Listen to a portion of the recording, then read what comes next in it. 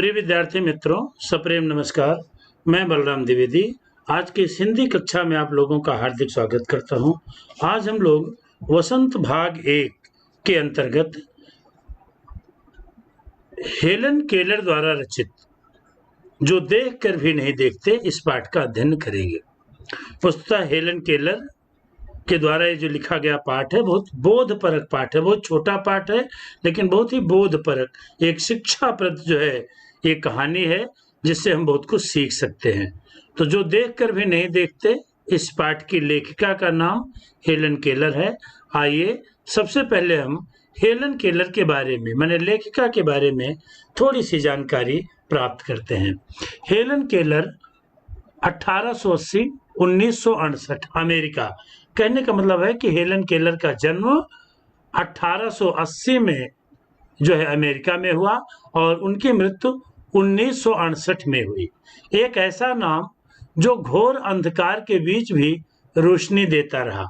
कल्पना करो, जो न सुन सकता हो न देख सकता हो, फिर भी वो लिखना, पढ़ना और बोलना सीख ले।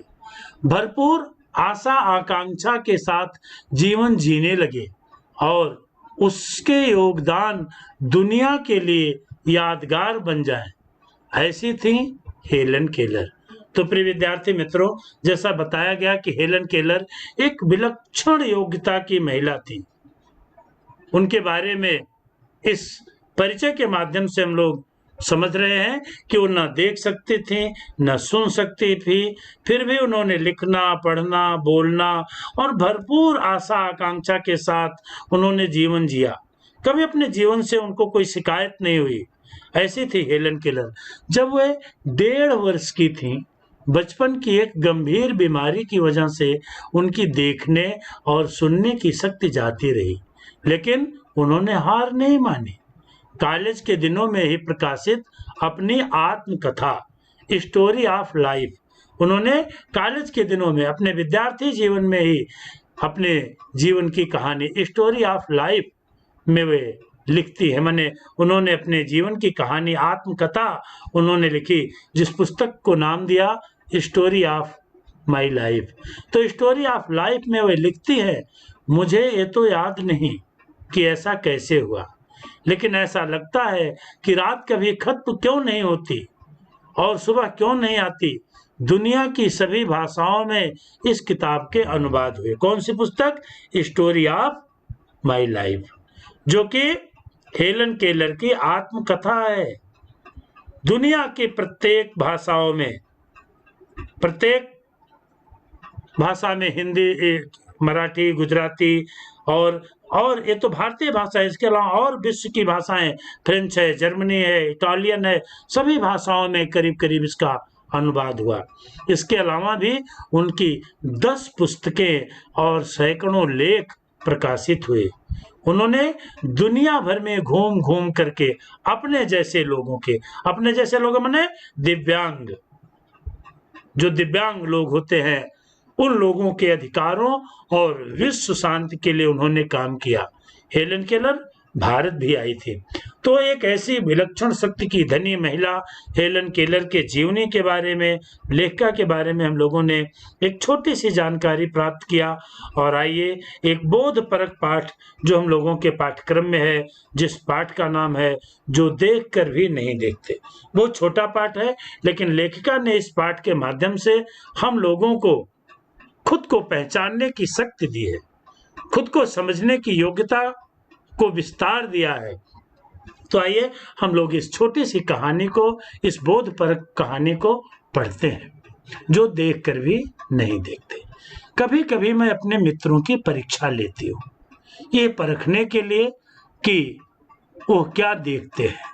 हाल ही में मेरी एक प्रिय मित्र जंगल की सैर करने के बाद वापस लौटी। मैंने उनसे पूछा, आपने क्या क्या देखा?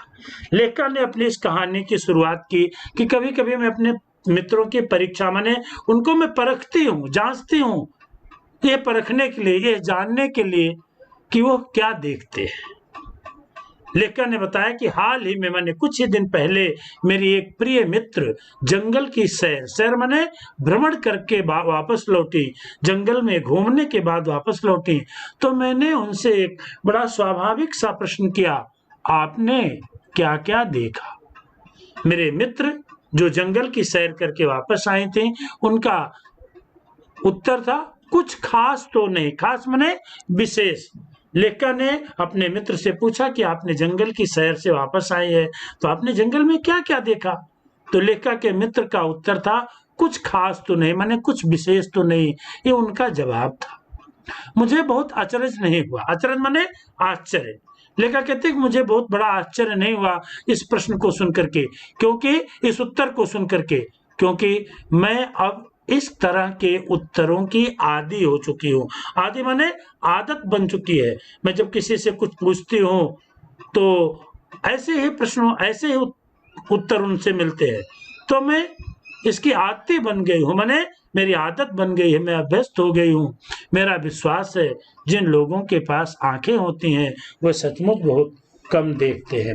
लेखक ने बताया कि मेरा विश्वास है कि ईश्वर ने जिन्हें आंखें दी हैं वे सचमुच में बहुत कम देखते हैं। ऐसा लेखिका का विश्वास है। क्यों विश्वास है?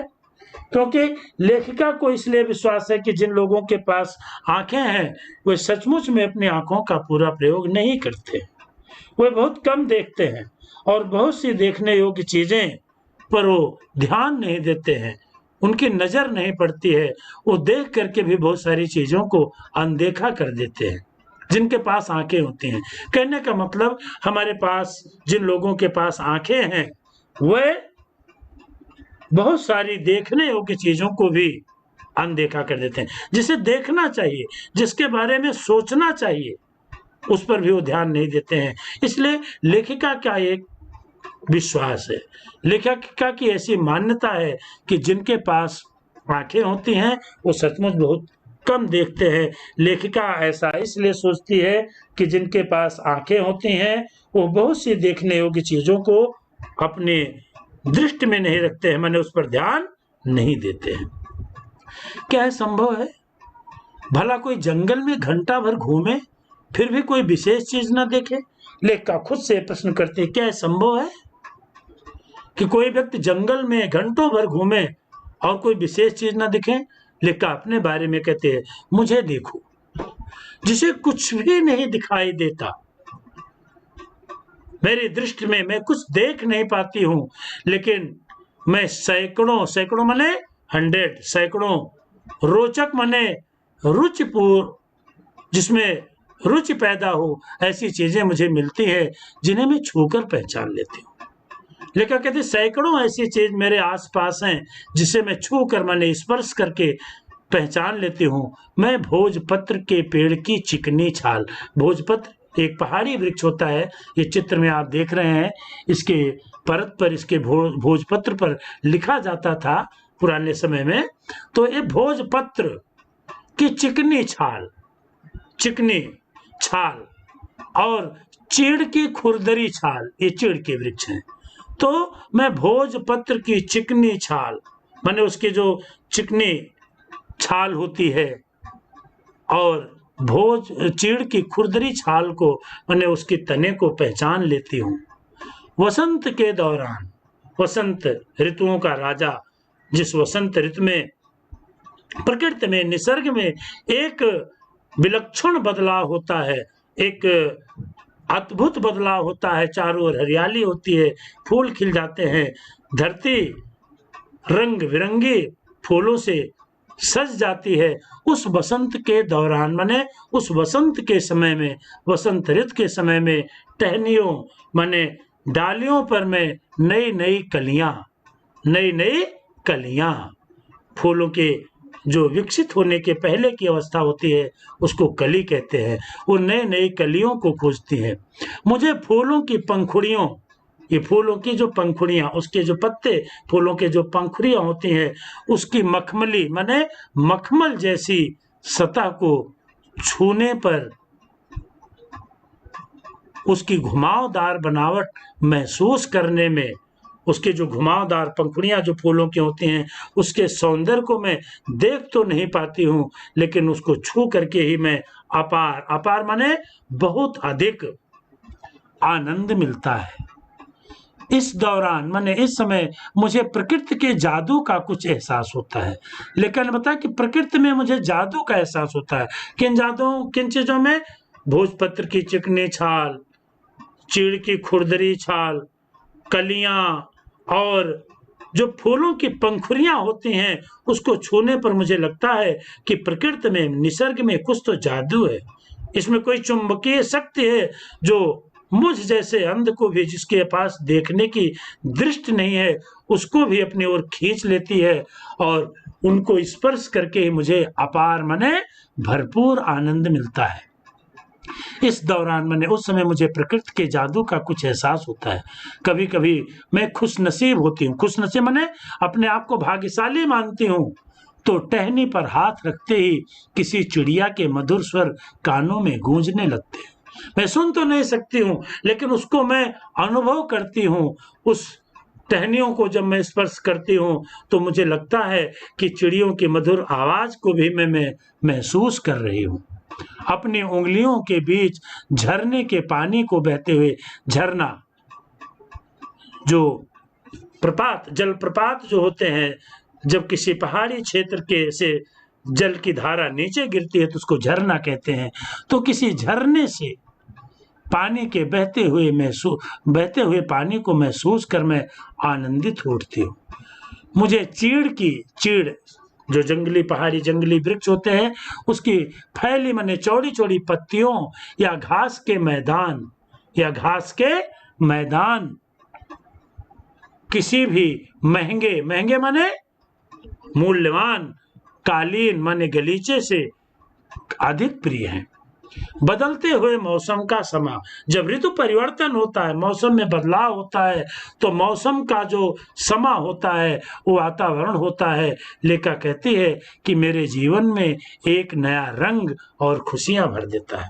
माने प्रकृति कितने आनंद से भरी हुई है, मैं उसको महसूस करती हूँ। और मुझे आश्चर्य होता है कि कोई जंगल में घंटों भर घूमता है और जब उससे मैं प्रश्न करती हूँ कि आपने क्या खास देखा, तो उत्तर मिलता है कुछ खास तो नहीं।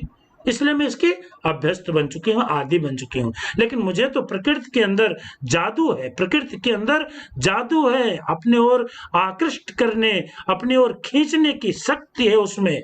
प्रकृति में क्या नहीं है, सब कुछ है। मैं तो इस प्रकृति के बीच में जाकर के प्रकृति की चीजों को, फूलों को, पंखुड़ियों को, टहनियों को छू करके, स्पर्श करके अपार आनंद से भर जाती हूँ। कभी-कभी मेरा दिल इन सब चीजों को देखने के लिए मचल उठता है, लेकिन कहते मैं देख तो नहीं सकती हूँ, मेरी देखने की दृष्टि ही नहीं है, मुझे आंखें नहीं है, मैं देख नहीं सकती हूँ। लेकिन जब कभी-कभी इन चीज़ों को मैं छूती हूँ, तो मुझे जब अपार आनंद मिलता है, तो मुझे लगता है काश मैं इन चीज़ों को देख पाती।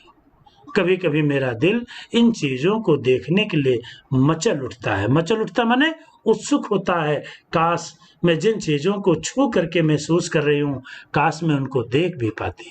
अगर मुझे इन चीज़ों को सिर्फ छूने भर से इतनी खुशी मिलती है, तो उनकी सुंदरता देखकर तो मेरा मन मुग्ध ही हो जाएगा। लेकिन अपने बारे में कहती है कि जब मैं इन प्रकृति के, इन नैसर्गिक चीज़ों का स्पर्श करके इतना आनंदित होती हूँ, तो अगर मैं इसको देख पाती, तो मेरा मन तो जो है मुग्ध हो जाएगा। माने मेरा मन तो और अधिक प्रसन्न हो जाएगा, मोहित हो जाएगा प्रकृति की इन चीज़ों को अगर मैं देख सकती हूँ। लेकिन परंतु जिन लोगों के पास आंखें हैं, वो सचमुच बहुत कम देखते हैं। लेखा ने अपनी वही बात दोहराई। क्यों? क्योंकि वो बहुत सारी जो देखने योग्य चीजें हैं, उस पर भी ध्यान नहीं देखते हैं।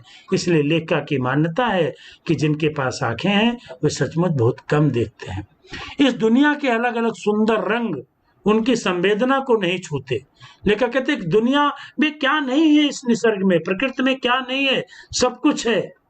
प्रकृति तो सौंदर्य का खजाना है और इस दुनिया के, इस संसार के अलग-अलग सुंदर रंग अलग अलग सुंदर रंगों से भरी है दुनिया, इसकी संवेदना को, इसके उसको अनुभव नहीं कर पाते हैं। किनको लोग? जिनके पास आंखें हैं।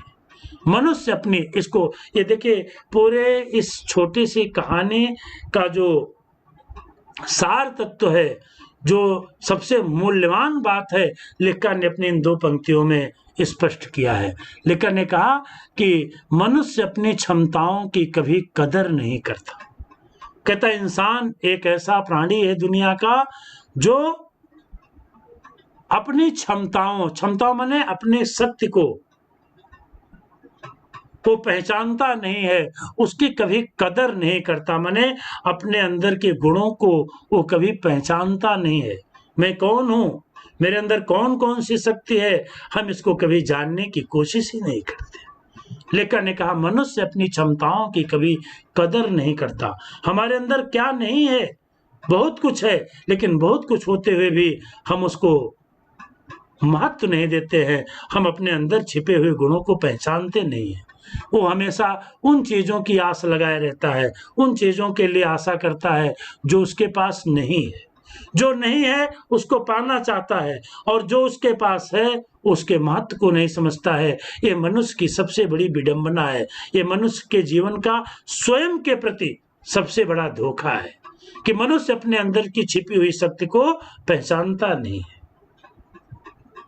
हम इंसानों के अंदर अद्भुत शक्ति है, विचित्र और विलक्षण शक्तियां हैं।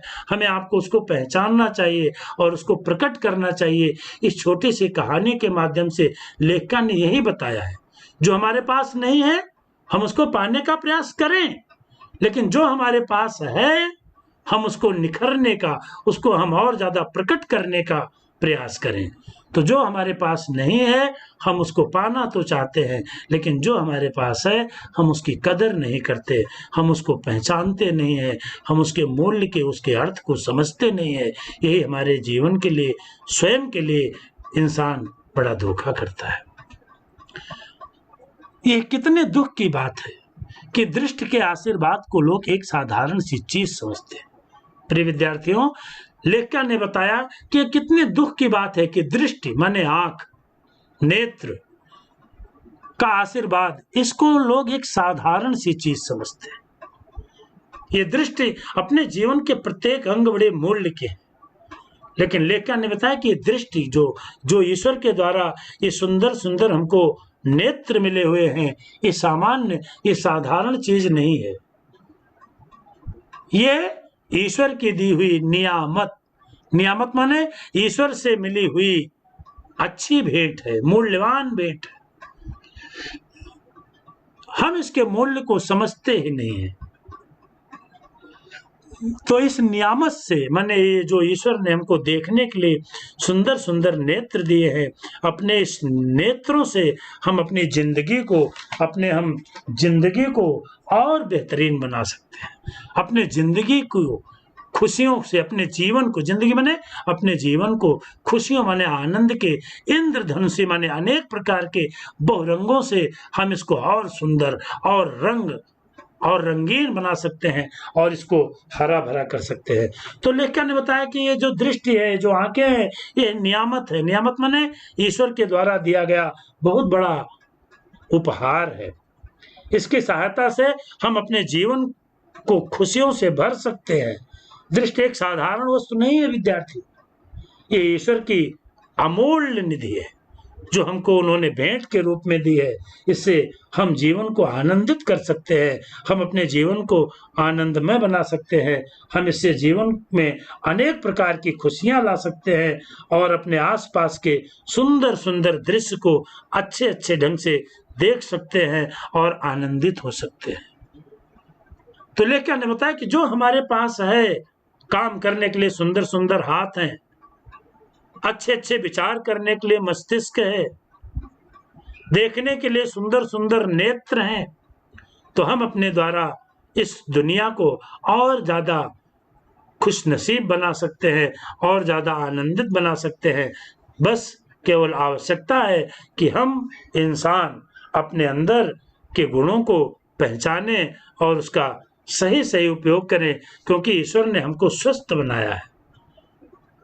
लेखिका तो देख नहीं सकती थी, सुन नहीं सकती थी, फिर भी वो संसार में इतनी बड़ी आशा के साथ जीवन जिया उसने।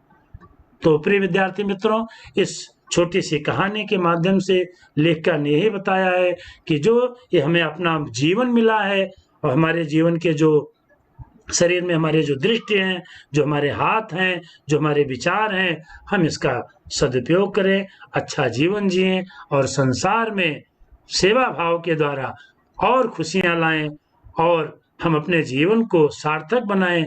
यही इस कहानी का उद्देश्य है। और इस कहानी से संबंधित छोटे-छोटे प्रश्न हैं, उन प्रश्नों का उत्तर आप स्वतः हमने जो पढ़ाया उसके आधार पर लिख लीजिए। आप सबका बहुत-बहुत धन्यवाद करता हूं और आपसे निवेदन भी करता हूं कि इस वीडियो को लाइक करें, शेयर करें, सब्सक्राइब करें। अगली वीडियो में आपको नए एक विषय के साथ फिर मिलेंगे। तब तक के लिए आप सबका बहुत-बहुत धन्यवाद।